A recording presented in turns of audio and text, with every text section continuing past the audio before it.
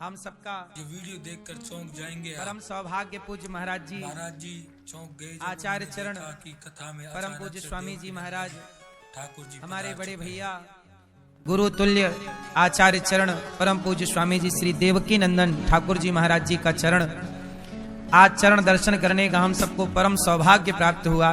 तालियां बजा के पूज्य गुरु जी का स्वागत वंदन अभिनंदन करें।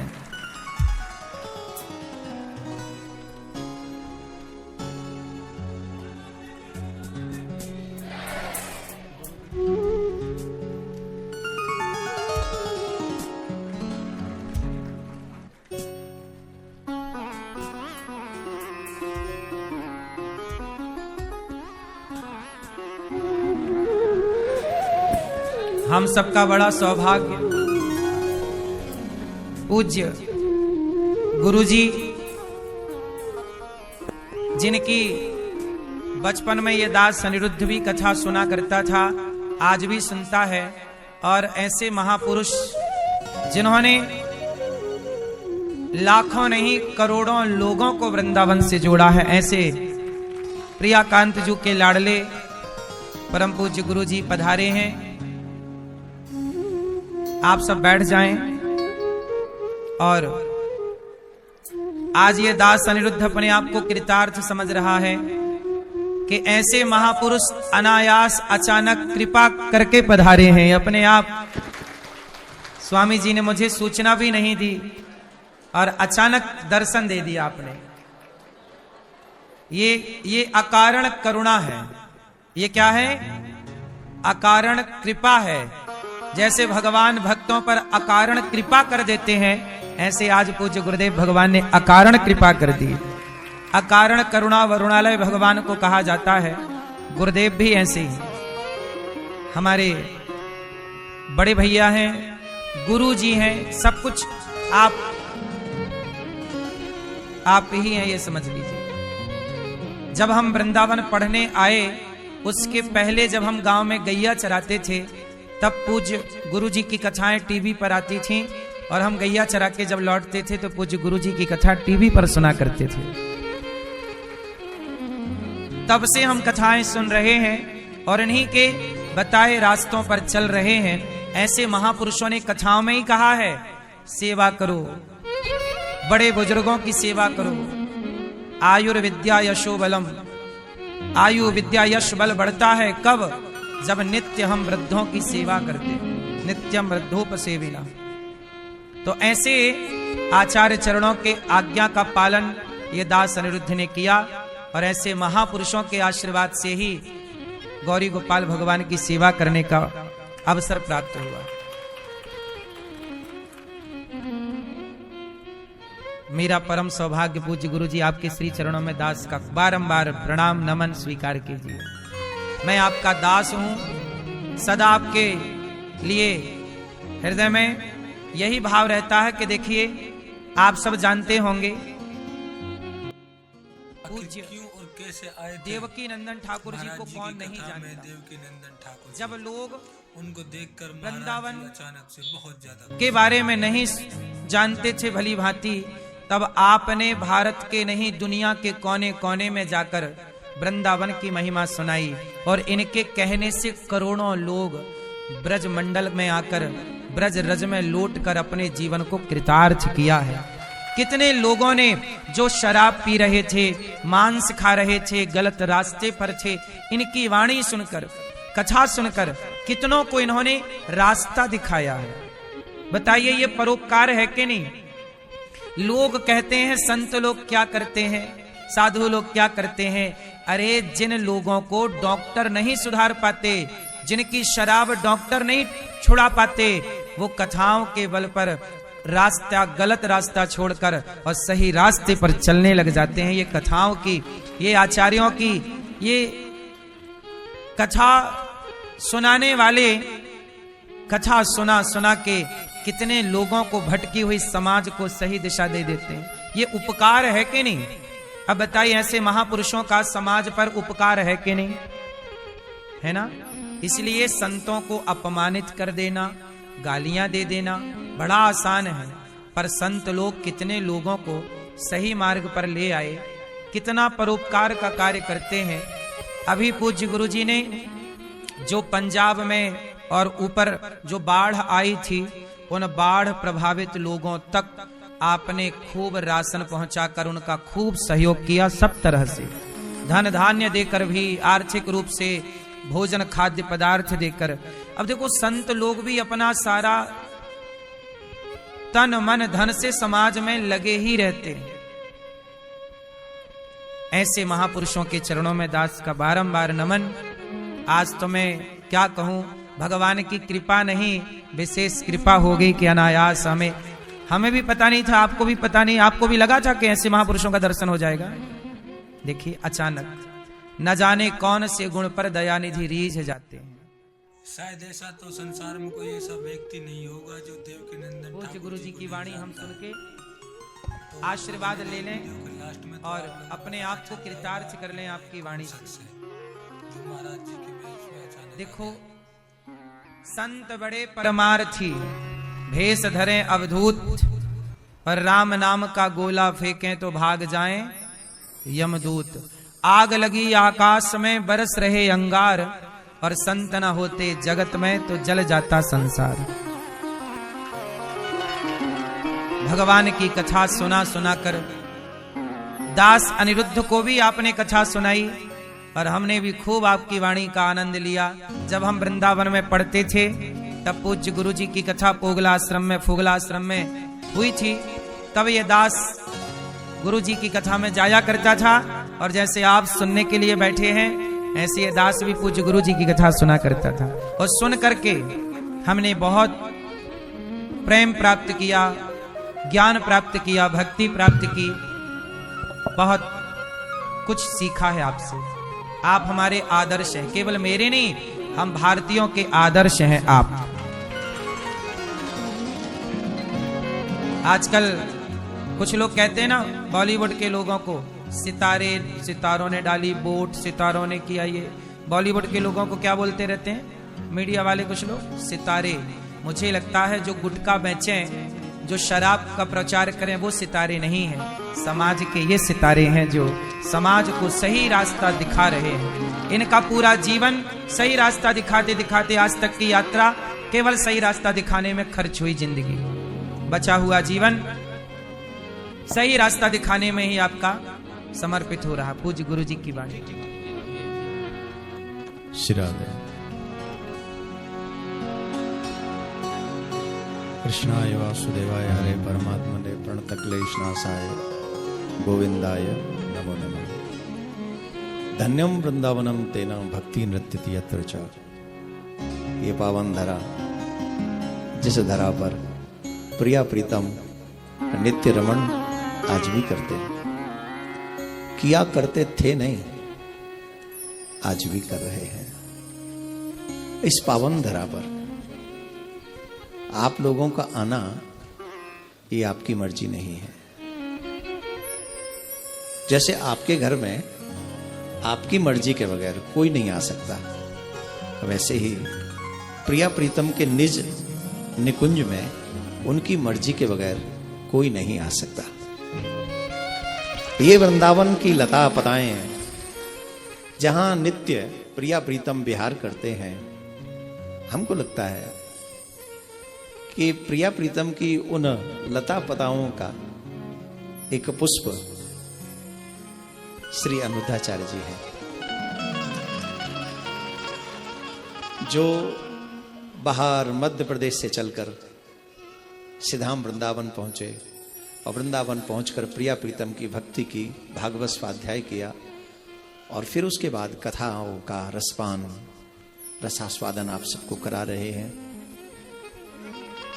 और सिर्फ सेवा ही नहीं कर रहे कथा की, वीडियो का लास्ट को जरूर देखना आप भक्तों, जैसे क्योंकि लोगों के मन में वीडियो भगवान के की लास्ट में भक्ति पता जगा रहे हैं, चलेगा कि क्या सच्चाई, सेवा क्या कर रहे सच्चाई नहीं हैं, है। गौओं की सेवा, माताओं की सेवा, और जो भी आवश्यकता लेकर आता है उन सब की सेवा करते हैं।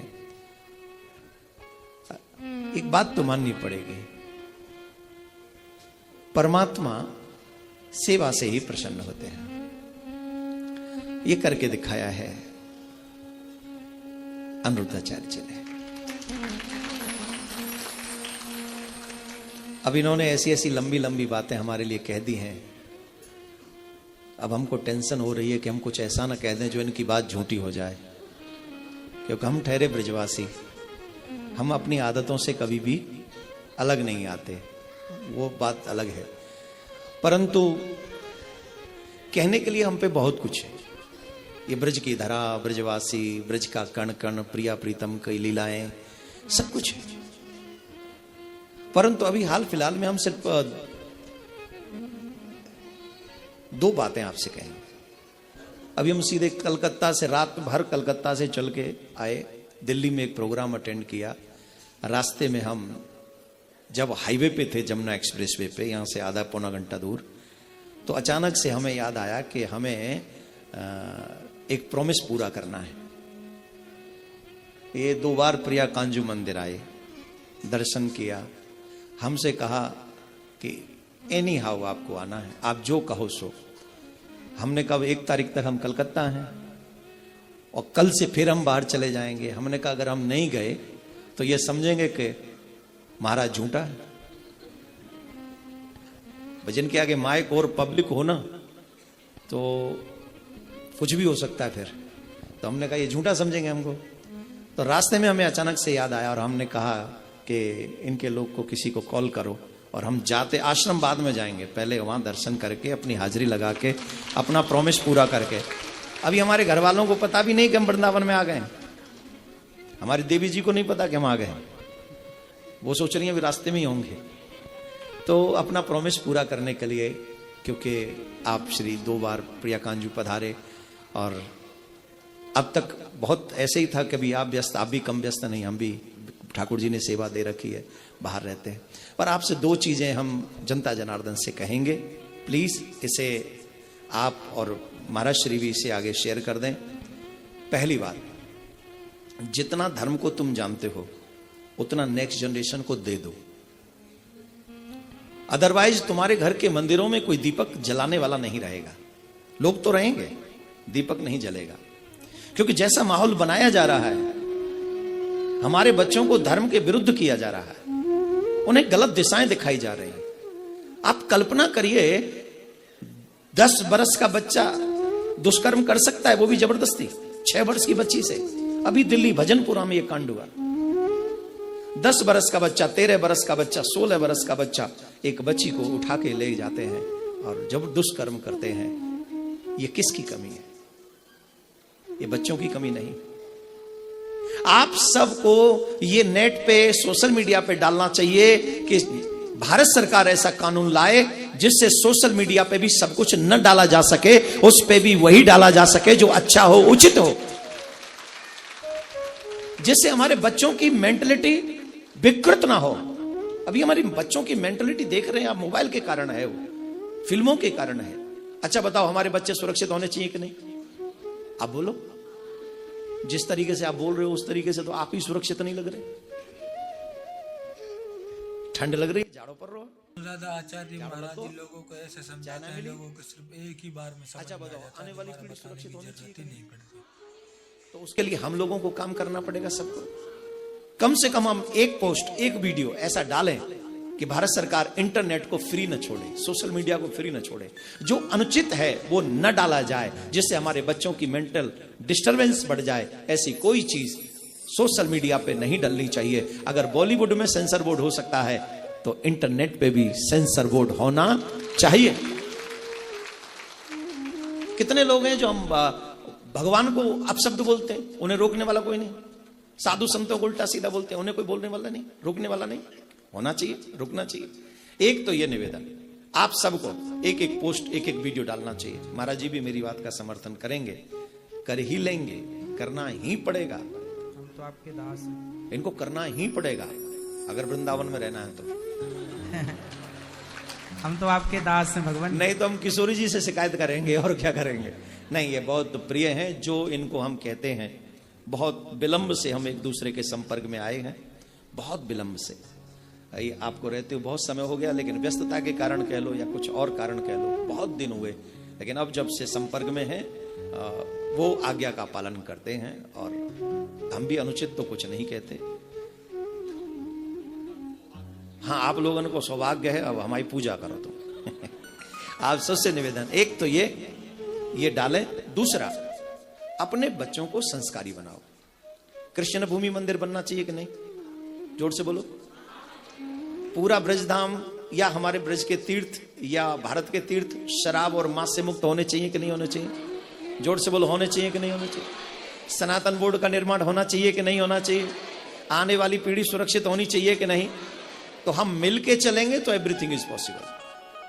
अगर हम एक साथ चलेंगे तो एवरीथिंग इज पॉसिबल। अभी आप लोगों ने देखा ना, वो बांग्लादेश का एक क्रिकेटर आईपीएल खेलेगा, वो बताओ खेलेगा? नहीं खेलेगा ना। क्यों नहीं खेलेगा? क्योंकि हम एक साथ थे। आईपीएल छोड़ो, अब तो पूरा बांग्लादेश ही वर्ल्ड कप नहीं खेलेगा। यह है आपकी एकजुटता में दम। और ये कितनी अच्छी बात है कि ये आवाज भी गुरुजी ने उठाई थी और इनकी आवाज उठी तो बदलाव हुआ, समाज एकजुट हुआ। हम आवाज ही उठाते रहे और हमारे सनातनी हमारा संग न दे तो आवाज दब जाएगी। लेकिन जब हम और आप सब इकट्ठे हो जाएंगे तो हर चीज कामयाब होगी। बांग्लादेश वर्ल्ड कप से बाहर। अब पाकिस्तान कह रहा है हम नहीं खेलेंगे इंडिया के साथ 15 तारीख को। अरे तू कहीं खेलेगा? तो पहले तो ही पता हो बाबा, तेरे बाप हैं और तू हार के चलो जाएगा। जब हमारे अपनी इज्जत बचा रहे हो, तू यह बात है कह के हम जान लेना है तेरी। तो ये सब अपना अपना सिस्टम सेट कर रहा है। खैर, अपने बच्चों को माथे पे तिलक, गले में कंठी, हाथ में कलावा, मुख में भगवान का नाम, सर पे सिखा, बड़ों का सम्मान, यही है सनातनी की सबसे बड़ी पहचान। ये आप जारी करिए, ये आप बनाइए प्लीज। और आप सबका मन प्रिया कांजू में, गौरी गोपाल में लगे। महाराज जी के बताए हुए मार्ग पर आप चलें, भगवान का भजन करें, अपने बड़ों का आदर करें, इन्हीं शब्दों के साथ। क्योंकि अभी मैं कथा में बाधा नहीं बनूंगा, मुझे अपना प्रॉमिस पूरा करना था, इसलिए मुझे आना था। आप सबके दर्शन हो गए, पूज्य महाराज श्री के दर्शन हो गए। आप सब, हाँ, SPL और होने जा रहा है सनातन प्रीमियर लीग, ये महाराज जी भी उसमें इन्वॉल्व हैं। ये भी जाएंगे एक दिन आशीर्वाद देने, बल्ला बल्ला चलाने। तो 12, 13, 14, 15 मार्च आप लोग अपने सनातनी बच्चों को भी, अगर आपको लग रहा है कि हमारे बच्चे भी अच्छा क्रिकेट खेलते हैं, तो जहां जहां आपके पास ट्रायल हो रहा हो वहां अपने बच्चों को भेज सकते हैं। फ्री ऑफ कॉस्ट है, नो एनी चार्ज, कोई चार्ज नहीं। और हाँ, जीत गया तो उसकी टीम को 31 लाख मिलेंगे। और नहीं जीत पाया, सेकंड रनअप हो गया तो 15 लाख मिलेंगे। और पूरे टूर्नामेंट में अच्छा मैच खेला तो एक न्यू कार मिलेगी। ज्यादा विकेट ले लोगे सबसे ज्यादा तो एक बाइक मिलेगी। बाइक पे आना, वृंदावन में गौरी गोपाल सेवा के बिहारी दर्शन करने, चुपचाप चले जाना, भीड़ भी तंग नहीं कर पाएगी, है ना। तो ये सब व्यवस्था है सनातन। शर्त एक ही है, आपका रजिस्ट्रेशन सनातनी होना चाहिए, आपका ब्लड सनातनी होना चाहिए, आपकी सोच सनातनी होना चाहिए। जय श्री राम। बहुत सुंदर। हमारे गुरुजी तो जो आज्ञा करते हैं, दास आप तो हमारे राम हैं और हम आपके